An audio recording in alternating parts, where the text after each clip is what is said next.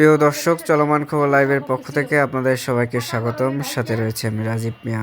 দর্শক, গোপালগঞ্জ জেলার মকসেদপুর উপজেলায় নারায়ণপুর বিনা অপরাধে যুবককে নির্যাতন করে পরবর্তীতে নির্যাতনের সেই ভিডিও ভাইরাল করে ফেসবুকে চোর অপবাদ দেয়।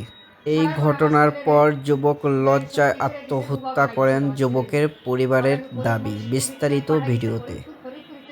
চোরের বদনাম দিয়ে ওই প্রেমের সম্পর্ক ঢাইকে চোরের বদনাম দিয়ে আমার ছেলেটারে কথা বলে আগের ওই যে সময় বানছে ওই সময় সরমত্তমের বাড়ি ছিল না, বিদেশে ছিল। দ্বিতীয়বার সরমত্তমের বাড়ি এসে বাড়ি আসার পর আমার ছেলে 10টার দিকে বাজারে রওনা দিছে। রওনা দিলে তার বাড়ির সামনে রাস্তা দেখছে, ও রাস্তা থেকে ধরছে, আবার দইরা ইচ্ছা মতো মারা মারছে। মাইরে বলছে যে তোরে আর কোনোদিনও আমি আর তোর বাস্তব দিব না।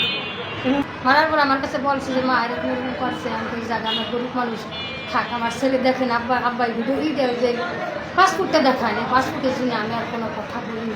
চোরের বদনাম দিয়ে ওই প্রেমের সম্পর্ক ঢাইকে চোরের বদনাম দিয়ে আমার ছেলেটারে দুনিয়া থেকে সরাই দিছে তারা।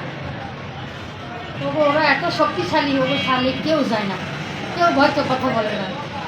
আর আমার হুমকি দেয়, তোরা কী করবি, তো টাকা নাই, অর্থ নাই, সম্পত্তি নাই, তোরা কী করবি, আমাদের সাথে কিচ্ছু করতে পারবি না। ফরিদা বেগম, আকরামুল্লাহ, শাকিল মাতুব্বার, আনোয়ার মাতুব্বার,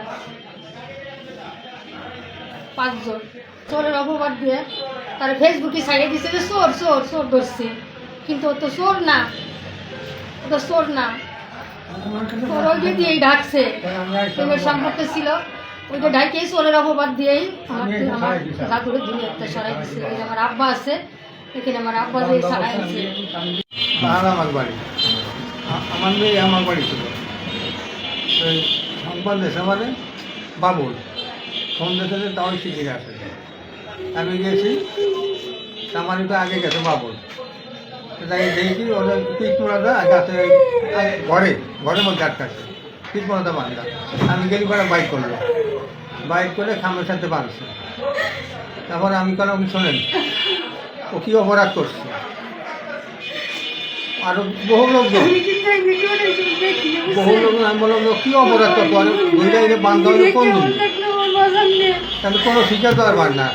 ওই ফরিদা বেগম পাই কি আমার বউ ভিডিও করছে, তাই আমার দেয়া আছে, তাই তোমার দিলে থাকো, যদি তোমার বাড়ি চলে গেছে তোমার বাড়িতে করে আমি আনছি। বলে কেন বাড়ি টানলেন কে, ও কোন অন্যায় হচ্ছে, বলে কিছু না। ও কোনো চুরি আসছে, বলে না। কোনো আর কোনো খারাপ কাজ করছে, বলে না।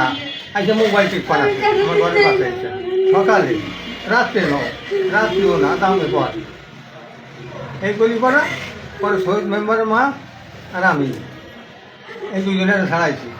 আমি ছাড়ো তো শেষ হয়ে গেছে, মা একটু মানে কত ভুলে এলাকা, মাথা মুথা মুখ টুক ভুলে এলাকা ঘুটে যায়, মানে শেষা মাছ দেশে রক্ত পাইয়া নাই, কিন্তু মায়েরই শেষ করে গেছে। তারপর বাঙ্গা মসজিদপুর আনলাম, তারপর এনে রাখলো না, পরে সহ্য করে নেবার মানে ফেসবুকে থাকে বন্ধু বান্ধবরা বিদেশেরটা কম দেয়, ওদের দেখা হয়ে যায় বিদেশেরটা।